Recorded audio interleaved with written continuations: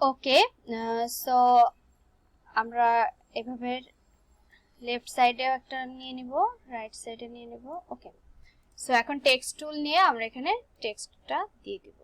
আমি এখানে অসওয়াল্ড টেক্সটটা ইউজ করেছি, অ্যাকচুয়ালি এটা অনেক ভালো। আপনার ব্যানার ট্যানার মানে মোটা, আমার কাছে এটা ভালো লাগে। টেক্সট এইটা অ্যাকচুয়ালি এই টেক্সটটা যদি আপনি নিতে চান আপনাকে গুগল থেকে ফ্রি ডাউনলোড করে নিতে হবে। ওকে, এটা হচ্ছে অসওয়াল্ড, OSWALD, অসওয়াল্ড। আমার কাছে অনেক ভালো লাগে। সো এটা আমরা এখন দিব থ্যাংক ইউ। আমি সাধারণত ব্যানারের ক্ষেত্রে এটা ব্যবহার করি। সরি, এটা এমন হলো কেন? অভ্র ওপেন ছিল। ওকে, যাই হোক, থ্যাংক ইউ। হোয়াইট কালার নিব, ঠিক একইভাবে এখান থেকে অসল্টটা নিয়ে নিব। ওই সময় অভ্র ওপেন ছিল বলে সঠিকটা আসেনি। ওকে, এখন আমরা এটাকে সেন্টারাইজ করব। এখন আমরা কিন্তু এটা সাইজ আর থ্যাংক ইউ দিয়ে একটা জিজ্ঞাসাবোধক চিহ্ন দিয়েছি, বিস্ময়সূচক, সরি। এখন আমরা এটা সাইজ বড় করব। 80 আছে, আমরা যদি এটাকে 110 করে দেই তাহলে কি হয়? আমার মনে হয় আরেকটু বড় লাগবে, আমরা 120 করব। আচ্ছা, 120 করলেই হয়েছে। জাস্ট এটাকে একটু বাড়িয়ে দিলাম। এখন দেখুন আমার কিন্তু এটা হয়ে গেছে। এখন যে বিষয়টা আছে, আমার এইটা ওপেন করা আছে, এটা হচ্ছে আপনার নরমাল যে টেক্সট থাকবে সেটাকে আরো বেশি বোল্ড করবে। সো আমরা এটাকে বলে ফক্স বোল্ড। সো আমরা এটা করব না, এটা তুলে দিলাম। দেখুন এখন ঠিক এটার মতো হয়ে গেছে। আর আমরা আরেকটা কাজ যেটা করব, আমরা একটু স্পেসিংটা বাড়িয়ে 50 করে দেই। 50 বেশি হয়ে গেছে, 25। হ্যাঁ, এখন ঠিক আছে। এখন দেখুন আমার লেফট সাইডেও যেটা, আমার রাইট সাইডেও সেটা। আর আমি কিন্তু এখানে একটা দেখুন ড্রপ একটা শ্যাডো ফেলেছি টেক্সটের নিচে, যেন টেক্সটটা আরো বেশি ফুটে আসে। ওকে, সো ব্যানারের আপনি যদি কোনো ইমেজের উপর টেক্সট দিয়ে কোনো কিছু করেন, লাইক আরেকটা যে ব্যানার আমি দেখিয়েছি সেটা হচ্ছে আপনার এই ব্যানার। এই ধরনের ব্যানারের ক্ষেত্রে আপনার এক্সট্রা কিন্তু শ্যাডো না দিলেও চলে, কেননা আপনি ইমেজের উপর আলাদা একটা ওটাকে কি বলে, আলাদা একটা বক্স নিয়েছেন, যেটাকে ট্রান্সপারেন্ট একটা বক্স। সেই বক্সের আন্ডারে, কালার বক্সের আন্ডারে আপনি লেখাটা যখন লিখবেন তখন কিন্তু আপনার শ্যাডো না দিলেও হবে। বাট এখানে বিষয়টা দেখুন, এটা আমার ডিরেক্ট ইমেজের উপর আমি লেখাটা দিয়েছি।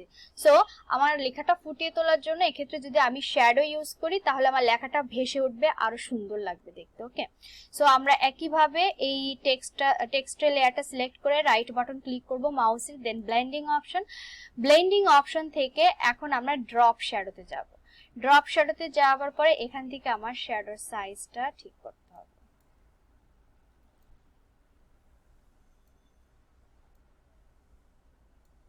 এখান থেকে আমি এটার অ্যাঙ্গেলটা ঠিক করতে পারবো। ডিসটেন্স আমার ঠিক আছে,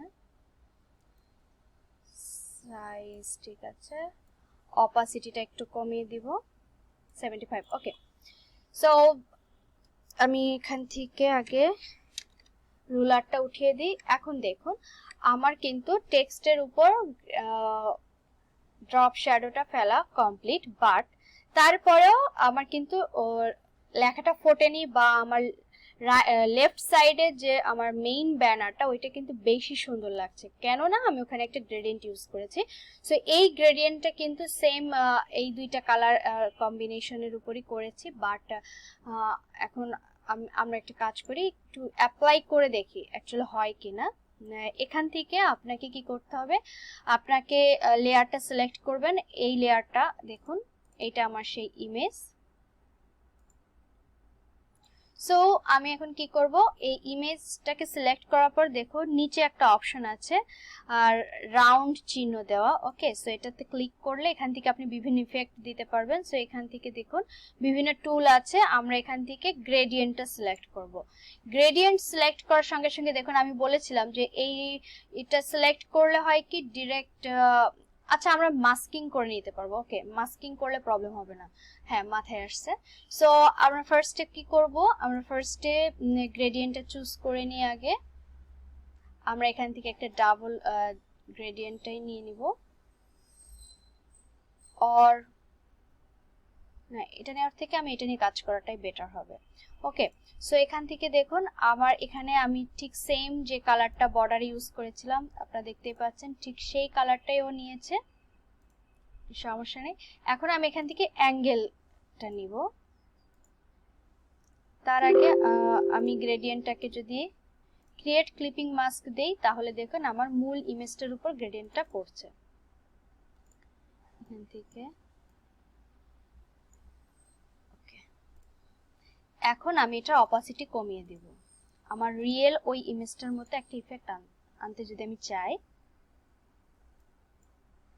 আচ্ছা, ঠিক সেম ভাবে আমি আরেকটা গ্রেডিয়েন্ট ইউজ করব, এটাকে কপি করব। কপি করার পর এখন আমি এখানে ব্লু কালারটা ইউজ করব, সায়ান কালারটা, ব্লু বলা ভুল হয়েছে। ওকে, সো আমি সায়ানটা নিয়ে নিলাম, এখান থেকে পিক করলাম। পিক করার পরে এখন সায়ানটাকে কি করব, একটু ঘুরিয়ে দেই অ্যাঙ্গেলটা। ওকে ওকে, এখানে একটা বিষয় আমার মনে হচ্ছে যে আমি সায়ান কালারটা ইউজ করেছিলাম না, ক্লায়েন্টের আরো একটা ব্লু কালার আছে। আমরা যদি মূল ডিজাইনে ক্লায়েন্টের সেই ডিজাইনগুলো আমি অবশ্যই কেটে দিয়েছি, আমরা যদি ডিজাইনটা ফিরে যাই তাহলে দেখতে পাবো। ওকে, সো দেখুন ও কিন্তু আরেকটা ব্লু কালার ছিল লোগো, আমি এখানে ওই ব্লুটা ইউজ করেছি, সরি আমার মাথায় ছিল না, এটা সায়ান কালারটা ইউজ করিনি, আমি এখানে ওই ব্লুটা ইউজ করেছি। সো আমরা একটা অ্যাকুরেট ওই ব্লুটা এখন কপি করতে গেলে ইমেজটা আনা একটা ঝামেলা, সো আমরা এখান থেকে ব্লুটা নিয়ে নিই। সো ব্লুটা ঠিক এই রকম একটা ছিল,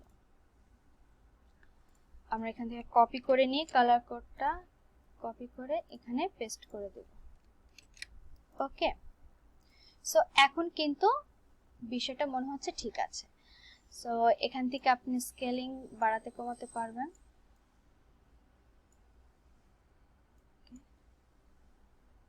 আচ্ছা, এখান থেকে হালকা আমি আরেকটু অ্যাঙ্গেলটা ঠিক করে নিই।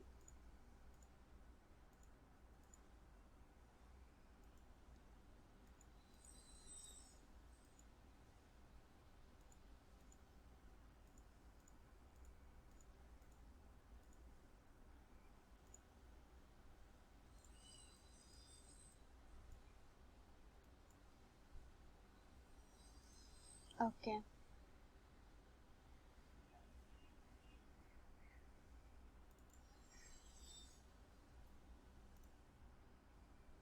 অ্যাকচুয়ালি গ্রেডিয়েন্টের কাজ আপনাকে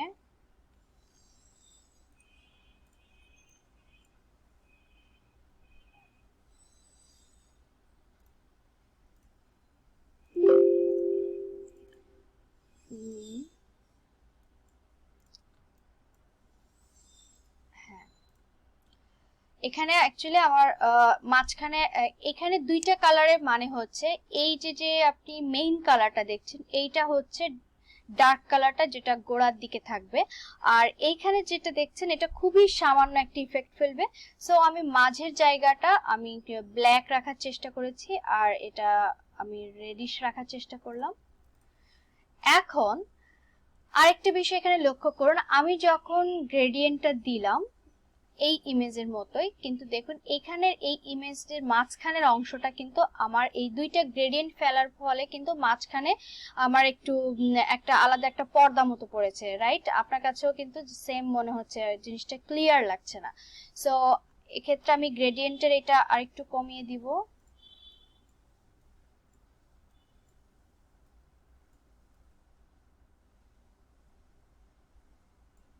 ওকে, এখন আমি যেটা করব সেটা হচ্ছে এই টোটাল এই যে গ্রেডিয়েন্ট গুলা একে মাস্কিং করব, করার পরে দেন আমি ব্রাশ টুলটা নিব, জাস্ট মাঝখানে একটু মুছে দিলাম, ঠিক একইভাবে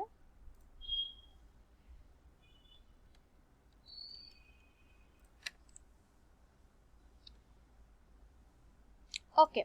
সো দেখুন ব্যানারটা কিন্তু আমার কমপ্লিট। এটা যদিও বা এটা একটু ডার্কিশ লাগছে, এটা একটু লাইট হয়ে গেছে বেশি, সো এটাও কিন্তু আপনি এখান থেকে ব্রাইটনেস সিলেক্ট করে দেখুন এখান থেকে হালকা একটু ডার্ক করে নিতে পারবেন। ওকে, সো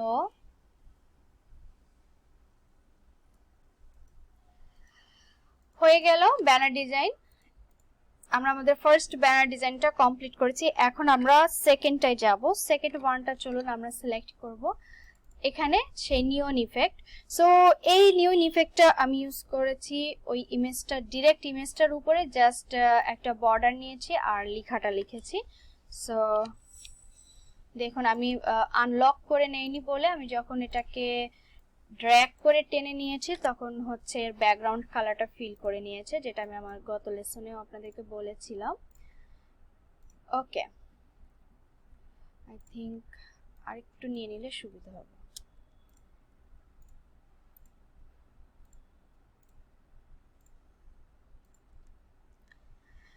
এখন আমি প্লেস করব এটার উপর সেম এই ইমেজটাই। দেখুন আপনাদের জন্য আমি এনে রেখেছি। এই ইমেজটা অ্যাকচুয়ালি আমি ফ্রি পিক থেকেই নামিয়েছি।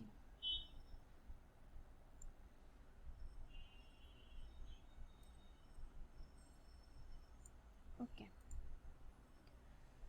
সো এখন আমরা এটার উপর জাস্ট ঠিক একইভাবে আমি একটু রুলার টেনে নিব তাড়াতাড়ি করার জন্য। আপনারাও রুলার ব্যবহার করবেন, তাহলে আপনাদের ডিজাইন করতে আরো দ্রুত হবে। দেন শেপ, রেক্ট্যাঙ্গুলার শেপটা নিব, নেওয়ার পরে এখান থেকে আমি হোয়াইট কালার চুজ করব, বর্ডার, যেহেতু আমার এটা বর্ডারের কাজ। দেন আমি বর্ডার সাইজটা বাড়াতে থাকি। আচ্ছা, এটা লেয়ারটা নিচে পড়ে গেছে, দ্যাটস ওয়াই দেখা যাচ্ছে না। ওকে, লেয়ারটা উপরে নিয়ে আসলাম।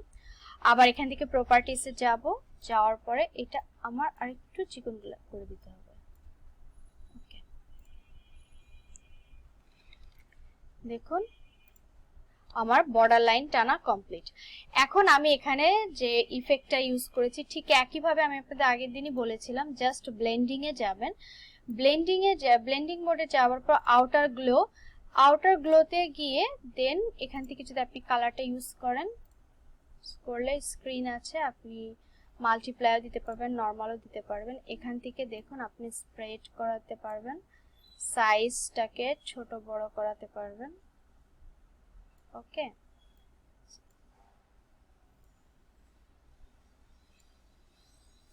আর এখানে কালারটা আরেকটু লাইট নিতে হবে, তাহলে ইফেক্টটা আরেকটু সুন্দর হবে বোঝা যাবে। ওকে, সো আমার কিন্তু নিয়ন ইফেক্ট দেওয়া কমপ্লিট। এখন আপনাদের মনে আরেকটা কোশ্চেন জাগতে পারে যে এই সাইডটা কিন্তু বেশি ব্লু, এই ইমেজে কিন্তু আরেকটু ব্লেন্ডিংটা সুন্দর হয়েছে। সো এটা জাস্ট আমি এই সাইডে একটা গ্রেডিয়েন্ট ইফেক্ট হালকা করে দিয়েছি, লাইক প্রিভিয়াস লেসনে আমরা যেটা করেছি। জাস্ট দুইটা গ্রেডিয়েন্টের কাজ দুটাতেই এবং কাছাকাছি বলে আমি আপনাদেরকে দেখালাম। সো এখান থেকে ব্লুটা টেনে নিই, নেওয়ার পরে এখান থেকে আমি অবশ্যই আগে আমি মাস্কিং করে নেই, দেন আমি এখান থেকে অ্যাঙ্গেল নিব। ওকে,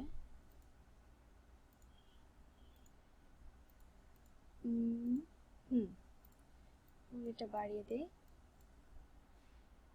দেওয়ার পরে এখন জাস্ট কমিয়ে দিতে হবে।